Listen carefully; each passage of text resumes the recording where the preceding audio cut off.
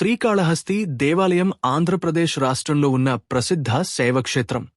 ఇది తిరుపతికి దగ్గరగా చిత్తూరు జిల్లాలోని శ్రీకాళహస్తి పట్టణంలో ఉంది. పుణ్యనదైన స్వర్ణముఖి నది ఒడ్డున ఈ ఆలయం నిర్మించబడింది. ఈ దేవాలయం శ్రీ కాళహస్తీశ్వర స్వామి మరియు అమ్మవారు జ్ఞానప్రసూనాంబికకి అంకితమై ఉంది. శ్రీకాళహస్తి వాయులింగ క్షేత్రం గా ప్రసిద్ధి చెందింది. ఇది పంచభూతలింగాల్లో వాయు, గాలి తత్వానికి సంబంధించిన ఆలయం. ఇక్కడ శివలింగం ఎప్పుడూ స్వతంత్రంగా గాలిలో కదులుతూ ఉంటుందనే విశ్వాసం ఉంది. ఈ ఆలయానికి దక్షిణ కాశీ అని కూడా పేరు ఉంది. ఇది రాహు కేతు గ్రహ పూజలకు ప్రసిద్ధి చెందిన స్థలం. దేశంలోని అనేక ప్రాంతాల నుండి భక్తులు ఇక్కడకు వచ్చి నవగ్రహ దోషాలు నివారించేందుకు ప్రత్యేక పూజలు చేస్తారు. ఈ ఆలయంలో శివుడు భక్తులకు దయామయుడిగా కనిపిస్తాడు.